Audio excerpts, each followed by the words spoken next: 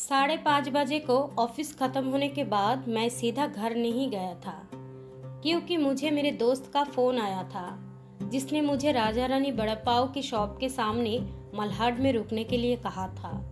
उसे कुछ शॉपिंग करनी थी, इसलिए उसने कहा तुम रुकना, साथ में जाएंगे। हम दोनों हमेशा एक साथ ही शॉपिंग करने जाते थे।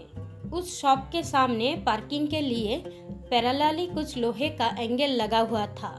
मैं उन्हीं पर चढ़कर बैठ गया और अपने दोस्त का इंतजार करने लगा।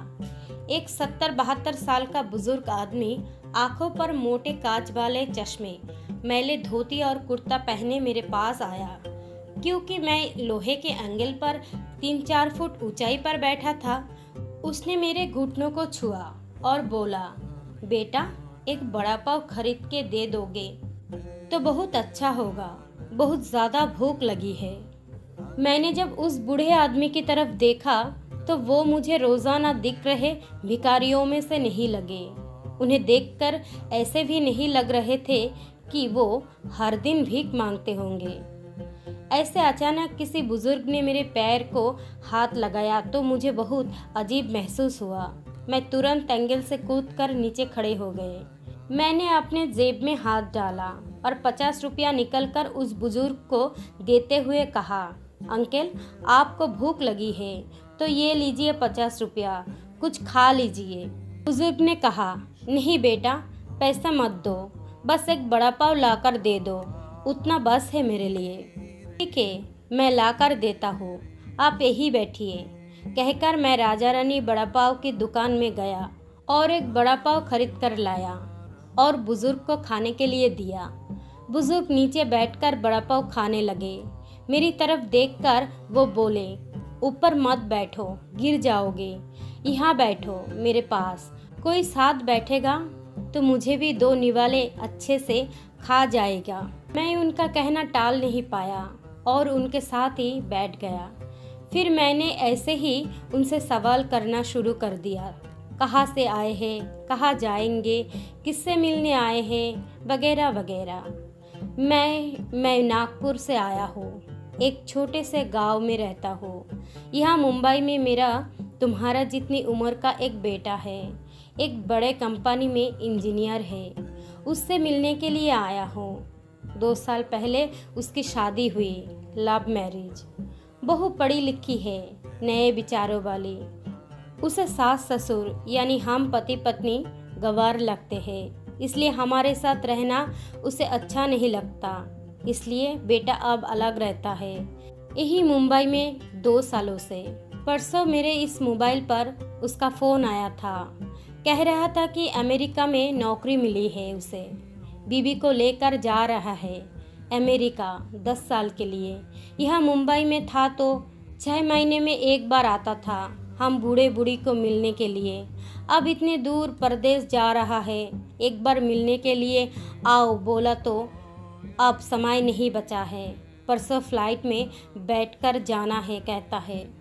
अब 10 साल के लिए जा रहा है, पता नहीं तब तक हम जिएंगे या मरेंगे, इसलिए सोचा खुद ही चलकर उसे मिल लेता हूँ। कल शाम से एयरपोर्ट को ढूंढ रहा हूँ, लेकिन यहाँ के लोग कहते हैं कि इस एरिया में एयरपोर्ट है ही नहीं। बुजुर्ग ने एड्रेस वाली चिट्ठी मेरे हाथ में देते हुए कहा। उनकी बात सुनकर मैंने कहा, लोग सच कह रहे हैं, एयरपोर्ट यहाँ नहीं है, सांता क्रूज में है। बुजुर्ग ने मेरी तरफ देखकर कहा, लेकिन परसों जब बेटे का फ़ोन आया था तो उसने यही पता लिखाया था मुझे।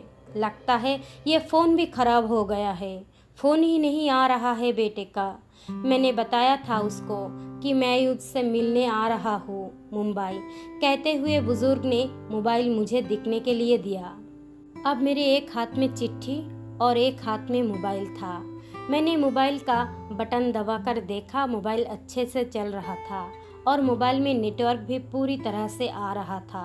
मैंने उनसे पूछा, आपने नहीं लगा के देखा फ़ोन बेटे का? मुझे कहाँ लगाना आता है बेटा फ़ोन, कोई फ़ोन करता है तो उठा लेता हूँ बस, उन्होंने कहा। मैंने रिसीव कॉल में जाकर आखिरी आए नंबर पर कॉल किया। 2 रिंग बजने के बाद कॉल कट कर दिया गया। फिर मैंने एड्रेस की चिट्ठी खोलकर देखी। उसमें जहां हम बैठे थे वही का एड्रेस था, यानी कि जानबूझकर गलत एड्रेस दिया गया था। मैं समझ चुका था कि गलत पता देकर लड़का अपने माँ बाप को टाल रहा था। अब वो उनका फ़ोन भी नहीं उठा रहा था। मुझे ये भी मालूम पड़ चुका था कि वो जिस प्लेन में सवार हो चुका था वो प्लेन कभी भी उसके माँ बाप के दिशा में उड़ने वाला नहीं था।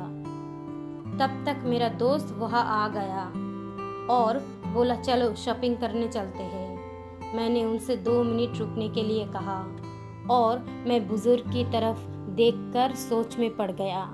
मैं समझ नहीं पा रहा था कि अपने बेटे के तरफ से होने वाली धोखेबाजी का ये बुजुर्ग समझ नहीं पा रहे थे या फिर खुद का बच्चा उनके साथ ऐसा व्यवहार कर सकता है, ये वो स्वीकार नहीं कर पा रहे थे। मैं बुजुर्ग से बोला, अब तक तो आपका बेटा जिस प्लेन में बैठा है वो उड़ चुका होगा।